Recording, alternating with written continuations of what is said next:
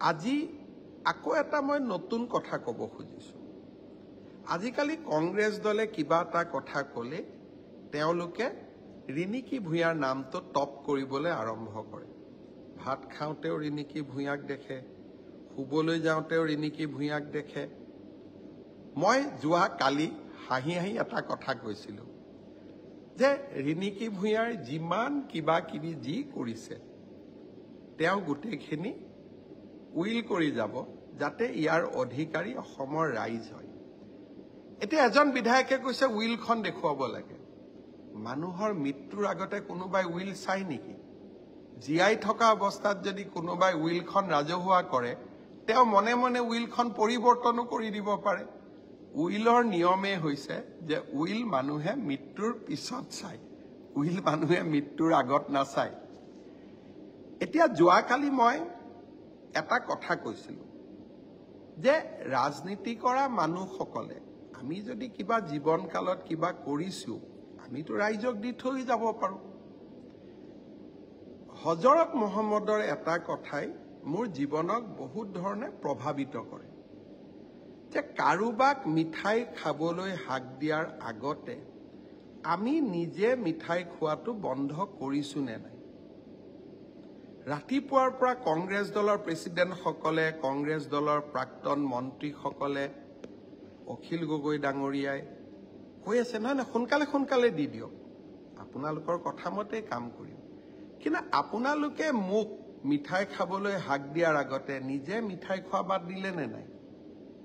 আপোনালোকৰ কোনটো সম্পত্তি ৰাইজৰ কাৰণে দিব সিদ্ধান্ত ল'লেনে? অৰ্কিড পাৰ্কখন কেতিয়া ৰাইজক গতাই দিব তাৰ সিদ্ধান্ত ল'লেনে?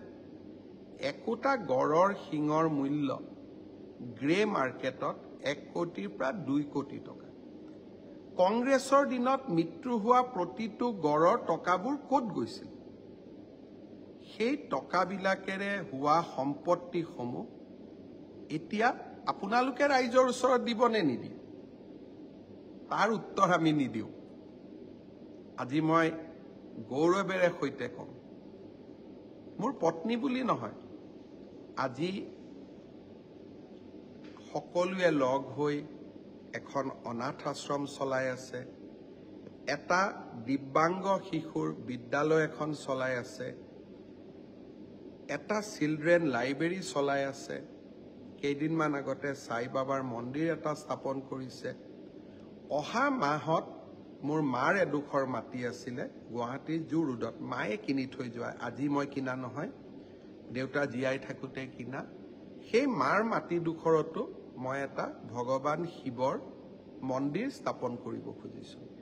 কাৰণ মই বিশ্বাস কৰোঁ খালি কাপোৰ নিপিন্ধাকৈ আহিছোঁ আৰু কাপোৰ নিপিন্ধাকৈয়ে গুচি যাব লাগিব।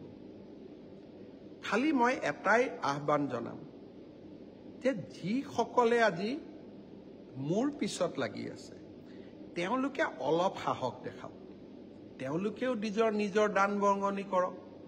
ৰাজনীতি কৰা ব্যক্তিসকলে সকলোৱে যদি ৰাইজৰ কাৰণে 2 টকা দিয়া আৰম্ভ কৰে আমাৰ সমাজখন কিমান সুন্দৰ হ'ব। মোৰ আজিও মনত আছে 2009 চনত এখন মই গাড়ী লৈছিলোঁ আৰু পকেটৰ টকা ইনকাম টেক্সত দেখুওৱা টকা দি লৈছিলোঁ।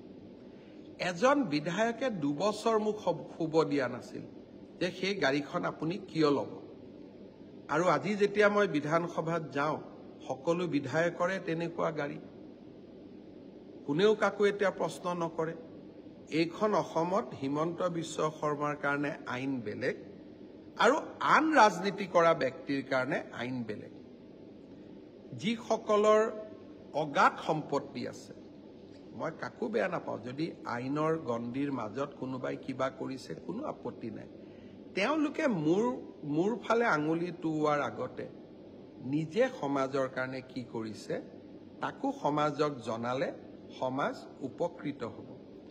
মই মোৰ কাম কৰি গৈ থাকিম আৰু মই মোৰ পৰিয়ালতো এটা সংস্কাৰ দিবৰ কাৰণে যত্ন কৰোঁ যে সমাজত আমি যদি সামাজিক ব্যক্তি হৈ চলিব লাগে 2 টকা যদি সৎ উপায়েৰেও আমি উপাৰ্জন কৰিছোঁ আমি ৰাইজৰ কাৰণে কিছু হ'লেও কাম কৰি যাব লাগে।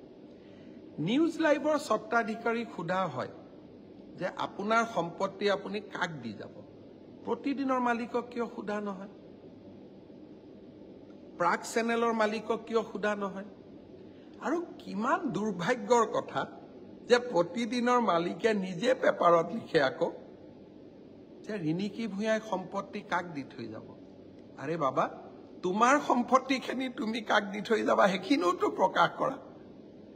সাহস কাৰো নাই, কোনেও সাহস কৰিব নোৱাৰে, কাৰণ তেওঁলোকে জানে যে এইবিলাক প্ৰশ্ন মাত্ৰ ৰাজনীতিৰ কাৰণে, ইয়াত সমাজৰ কথা একো নাই। আপোনালোকে চিন্তা কৰকচোন, USTMৰ মালিকক বচাবৰ কাৰণে দিনে ৰাতিয়ে কংগ্ৰেছ নামি পৰিছে। কাৰণ কি? USTM আৰু অসম চৰকাৰৰ কথা আমি আইনক প্ৰমাণ কৰিম, পানী আহিছে নাই আহা, কংগ্ৰেছ দলৰ ইয়াত কি ভূমিকা থাকিব পাৰে? গতিকে মই কংগ্ৰেছৰ নেতাসকলক কম যে হজৰত মহম্মদৰ মিঠাই খোৱাৰ কাহিনীটো আপোনালোকে বাৰে বাৰে পঢ়ক।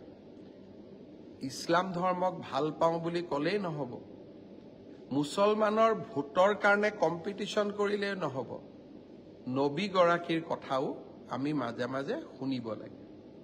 মই বিশেষ কথাসমূহত কেতিয়াবা কেতিয়াবা মোৰ বিৰোধিতা থাকে, কাৰণ অসমৰ মাটি ভেটি আমি কাকো এৰি দিব নোৱাৰো।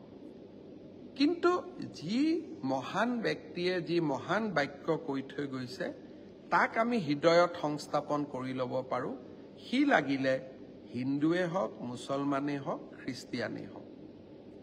মই সকলোকে আহ্বান জনাম যে মোক নীতি শিক্ষা দিয়াৰ সকলে নিজৰ নিজৰ জীৱনতো তেনেকে নীতি শিক্ষা সমাহিত কৰি লওক। তেতিয়া জগতখন ধুনীয়া হ'ব, তেতিয়া জগতখন সুন্দৰ হ'ব। আজি সকলে ভাবে যে আমি কিবা বেয়া কাম কৰি আছো, আমি কিবা ভুল কাম কৰি আছো, আইন আদালত সকলোৰে বাবে খোলা আছে। যিজন ব্যক্তিয়ে 1 লাখ চাকৰি দিব পাৰে দুৰ্নীতি নকৰাকৈ, যিজন ব্যক্তিয়ে অসমত এটা নতুন বাতাবৰণ সৃষ্টিৰ কাৰণে ট্ৰেন্সফাৰ পোষ্টিং কৰা নিজৰ অধিকাৰো বেলেগৰ ওচৰত আত্মসমৰ্পণ কৰি দিব পাৰে, সেই ব্যক্তিজনে কিমান বেয়া কাম কৰিব পাৰে তাৰ ধাৰণা এটা নিশ্চয় আপোনালোকৰো থাকিব। যি নহওক, ৰাজনীতি থাকিব, ৰাজনীতি চলি থাকিব।